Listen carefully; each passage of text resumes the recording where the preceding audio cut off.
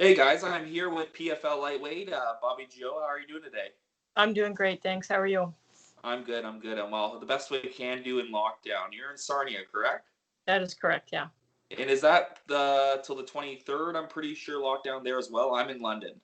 We are the 23rd, and then they might extend it, which I'm sure they will because it's, Yeah, it's just a crappy time. I think they're going to extend it as well. I'm yeah. hoping not, but it's just the time of the year, I guess. And no one likes this COVID situation anymore. No, I think everyone's pretty sick and tired of it. Absolutely. I just want to ask you what it means to represent Canada. That's big, especially for our channel coming from Canada, even Ontario. What does it mean for yourself to be a Canadian? I mean, it's the best feeling being able to go across the world and fight for Canada. I mean, I'm Yeah, proud to be Canadian, so whatever that means for a fighter, I think it's the top of the line for me. absolutely. So you're with PFL. They seem to be growing a lot lately. Like you're getting signees like Anthony Pettis and Rory McDonald. Like, how does it feel to be part of the organization as it's growing since you've been there for a while now and seeing these big stars now sign with the PFL? It's a good feeling. I mean, walking around and seeing these people. I mean, first when you walk around and you see someone like Randy Couture and he's doing some of your interviews, it's you're trying not to be nervous or you're not fan struck really, but Yeah. it's uh it's intimidating in a way, but yet exhilarating at the same time. Absolutely. And you're in the lightweight division, which is, I think, the lightweight division is only in the PFL at the moment out of all the major organizations, if I'm right. Yes. Yeah. So, would you like to see other organizations add that division? Because I know, like UFC, for instance, they're struggling with the featherweight division alone. Would you like to see the lightweight division grow? Oh, of course. I mean, if UFC and Bellator took that on, then there wouldn't be so few of us here. Absolutely. The PFL has extended this because they're pumping up Kayla, but it gave everyone else the opportunity to fight as well, which I mean more than any other organization right now. Yeah, absolutely. So, you think they are pumping him more because of the Kayla Harrison situation? Well, they have a two-time Olympic athlete that they can Yeah. market.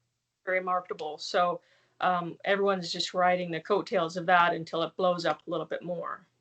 Then there's also that situation too where it was same with Cyborg where they pushed the featherweights, I guess, and then she lost. And then they're like, what do you do with it after that, right? Yeah. So let's hope that doesn't turn into a situation. I would like to see Kayla Harrison go into the UFC at one point.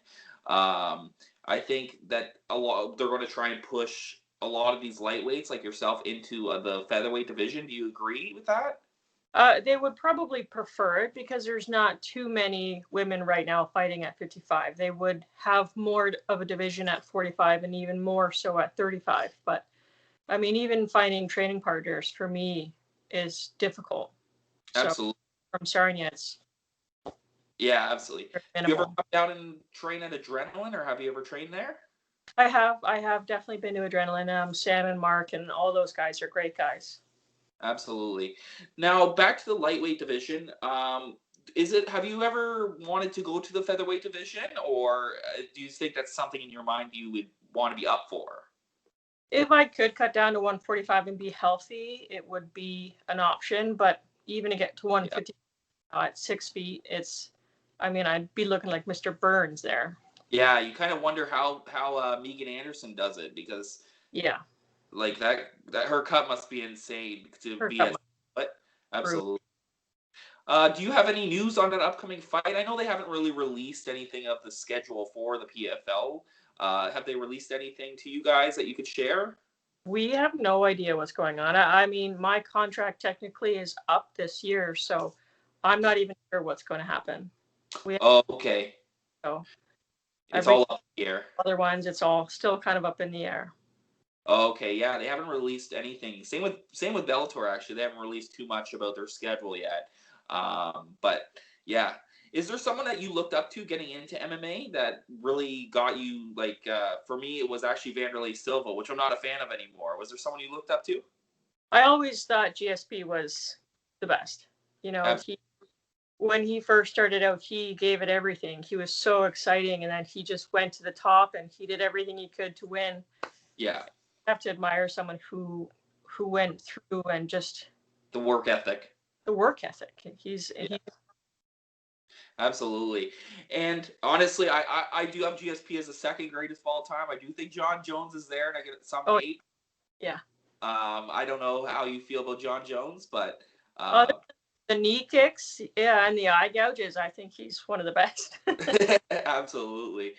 That being said, there is some. So you got some big fights in the women right now.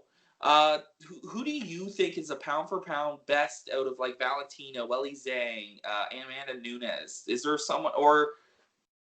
Well, I mean, we have to go with Amanda just because she's herself, right? She is a 145er who hits like she's 185. So, I mean, for women to fight at that division and not get used to be getting hit that hard, it's one thing. She can hit anyone as hard as they've probably ever been hit. Absolutely. And my last question for you for today is there's so many fights, and probably this coming weekend, well, no, next weekend, we got 3 fight cards. Is there a certain fight that you're looking forward to? I mean, I actually just enjoy watching all of them. I don't have one particular fighter on this next card coming up that I would, root for maybe more than the other, but yeah, you enjoy it as a fan. Yeah, they're all going to be good. Could I get a prediction on Conor versus Poirier? Oh gosh, I mean, I think I want to see Poirier win, but I think Conor gets in his head a lot, so I think Conor will probably take it. But it's going to be a fight. It's going to be a battle. It's going to be so good. Absolutely. Well, I really appreciate you giving us this time today, and I can't wait to see you fight. Hopefully, you get some kind of news because there really hasn't been anything from them, and coming from an employee with them. I am hoping that I get to fight again for them. If not, then it was honestly a great time in the PFL. So I can't speak highly enough about how they treat you as an athlete there. So I hope that I do get to continue fighting for them. Yeah. And last thing I'm just going to squeeze in. Yeah.